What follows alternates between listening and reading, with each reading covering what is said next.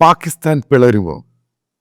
ഈ ചോദ്യത്തിന് പ്രസക്തി ഉണ്ടായത് പാകിസ്ഥാൻ നാഷണൽ അസംബ്ലിയിൽ ഭരണപക്ഷത്തെ അനുകൂലിക്കുന്ന അവിടുത്തെ ഒരു മെമ്പർ ഓഫ് പാർലമെൻറ്റ് അദ്ദേഹം നടത്തിയ പ്രസ്താവനയാണ്. അദ്ദേഹം പറയുന്നത്, അദ്ദേഹത്തിൻ്റെ പേര് മൗലാന ഫസൽ ഉൽ റഹ്മാൻ.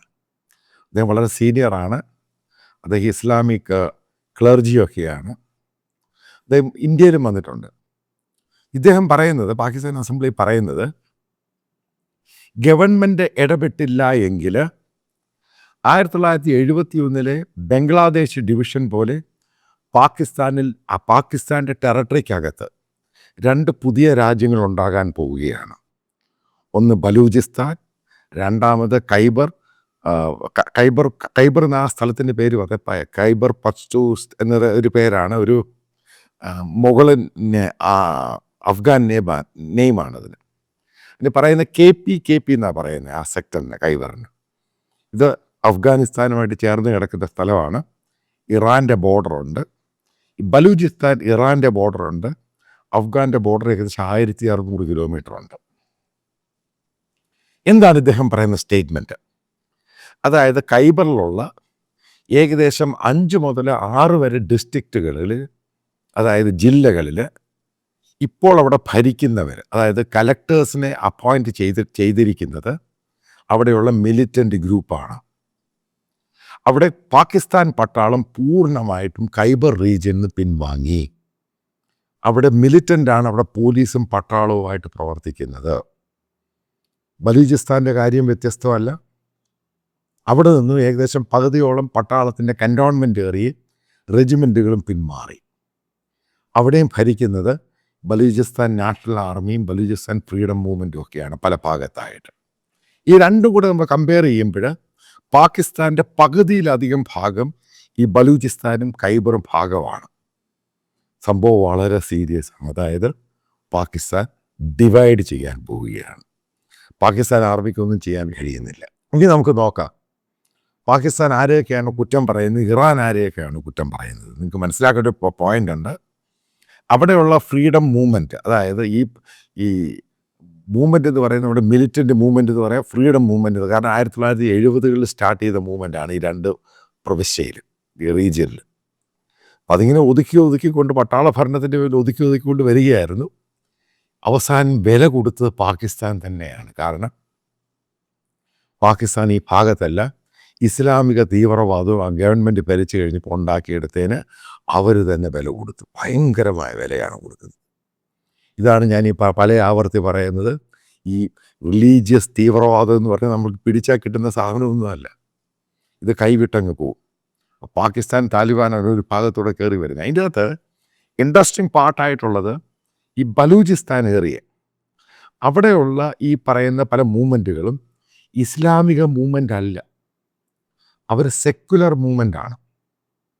അവർക്ക് ഈ പറയുന്ന ഇസ്ലാമിക തീവ്രവാദികളോടൊന്നും യാതൊരു താല്പര്യവുമില്ല. കാരണം പാകിസ്ഥാൻ്റെ ഏറ്റവും കൂടുതൽ മിനറൽസ്, അതായത് കോളാണെങ്കിലും നാച്ചുറൽ ഗ്യാസ് ആണെങ്കിലും മറ്റുള്ള മെറ്റൽസിനും മിനറൽസും കിട്ടുന്ന സ്ഥലം കൂടിയാണ് ഈ ബലൂചിസ്ഥാൻ.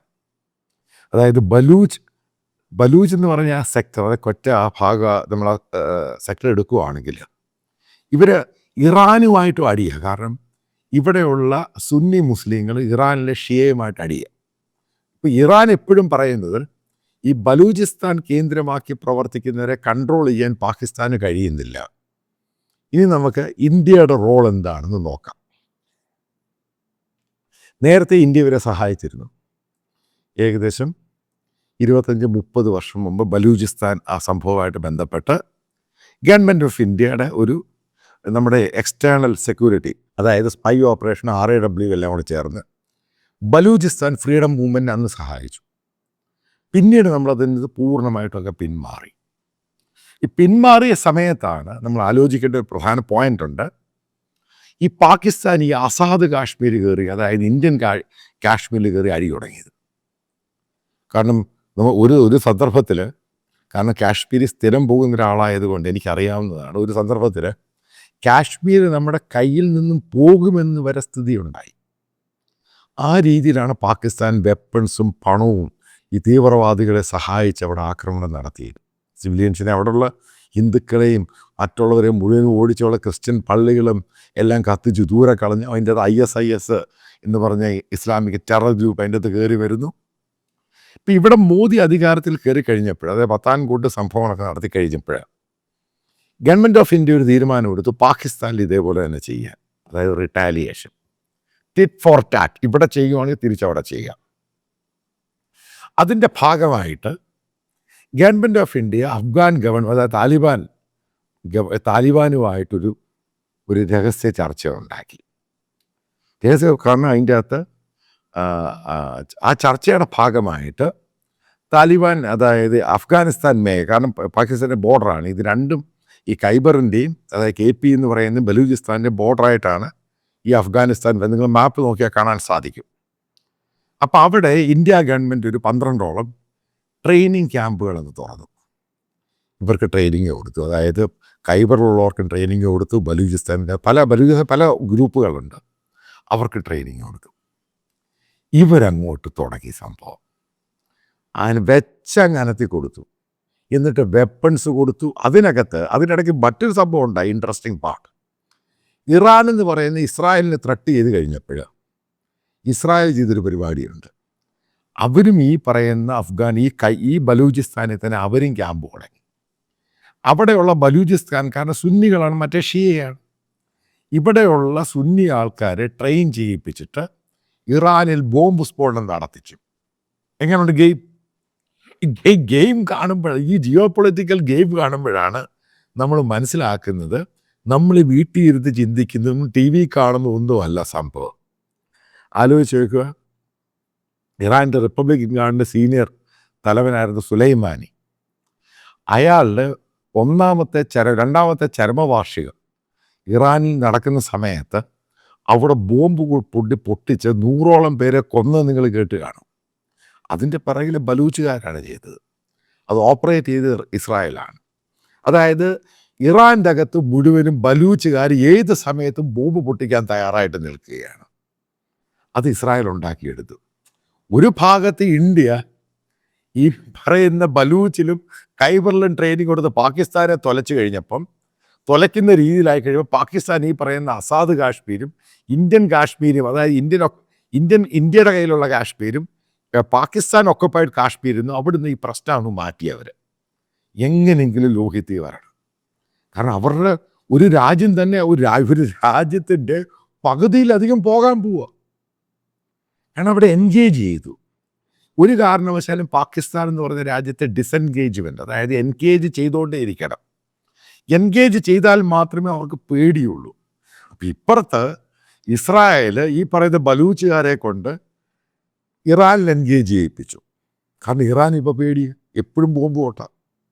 ഇപ്പുറത്ത് ഇങ്ങോട്ട് മാറിയിട്ട് പാകിസ്ഥാനിലാണെങ്കിലും ആ ഭാഗത്ത് മിലിറ്ററി ക്യാമ്പിൽ തന്നെ കയറി വെടിവെക്കുക, ഇതിനകത്തോട്ട് കയറിയിട്ട്. അതായത് ഇസ്ലാമിക് ഫണ്ടമെൻ്റലിസം പാകിസ്ഥാൻ വളർത്തിയെങ്കിൽ അവർക്ക് കിട്ടുന്ന അടി അവരെ കൊണ്ട് തിരിച്ചു കിട്ടുന്നത്. ആ രീതിയിൽ അങ്ങ് ആക്കി കൊടുത്തു കഴിയുമ്പോൾ പാകിസ്ഥാൻ്റെ ഏതാണ്ട് മരണമണിയാണ് മുഴങ്ങിയിരിക്കുന്നത്. നിങ്ങൾ ആലോചിച്ച് നോക്കുക, എന്തൊരു ഗെയിം പ്ലാനാണ് ചെയ്തത്. ഒരു ഭാഗത്ത് ഇതൊക്കെ നമ്മൾ മനസ്സിലാക്കേണ്ടത് കോൺഗ്രസ് ഗവൺമെൻറ്റിനെ കൂടി ചെയ്യാൻ കഴിഞ്ഞിട്ടില്ല. നിങ്ങൾ ഈ കോൺഗ്രസ് ഗവൺമെൻറ് പൊക്കി പറയുമ്പോൾ ഇതേപോലെയുള്ള സംഭവം നേരത്തെ അങ്ങ് ചെയ്താൽ മതി.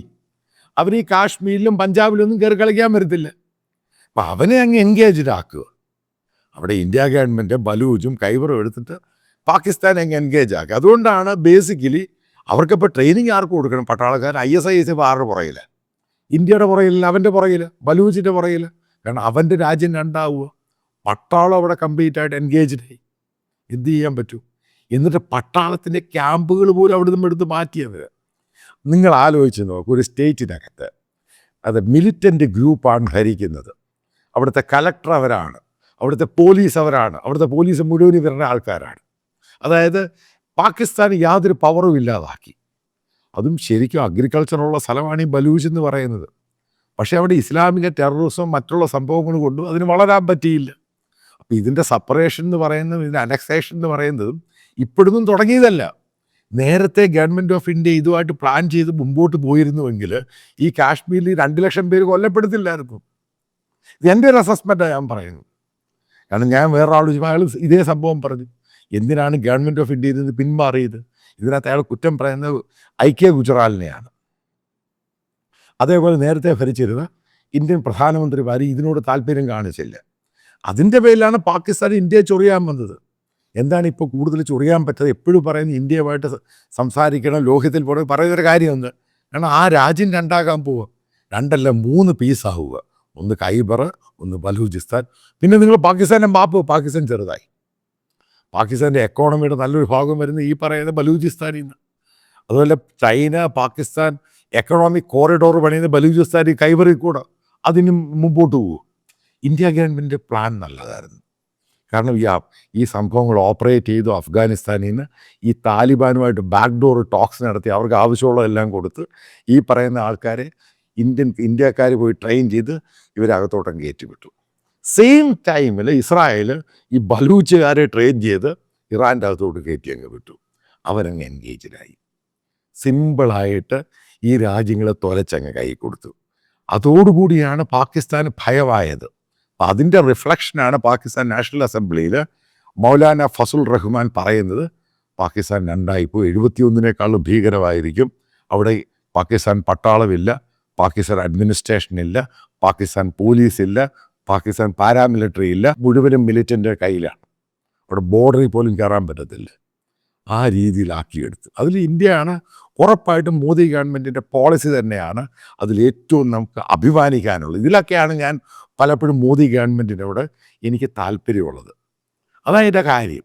കാരണം നമ്മുടെ രാജ്യത്തെ ഉപദ്രവിക്കാൻ വന്നവനെ എൻഗേജ് ചെയ്യിക്കണം. അവൻ അതേ രീതിയിൽ അടി കിട്ടുവാണെങ്കിൽ അവൻ ഈ പരിപാടിക്ക് പിന്നെ വരത്തില്ല. ഇപ്പോൾ കറക്റ്റായിട്ട് കിട്ടി. അതുകൊണ്ടാണ് ഇന്ത്യയിൽ ഈ പറയുന്ന ബോംബും ക്രാപ്പും ഒന്നും പൊട്ടാത്ത. കാരണം അവൻ അവിടെ എൻഗേജ്ഡ്. പിന്നെങ്ങനെ ഇങ്ങോട്ട് വരും? ഇതാണ് പോളിസിയുടെ ഏറ്റവും പ്രധാനപ്പെട്ട പാർട്ട് എന്ന് പറയുന്നത്.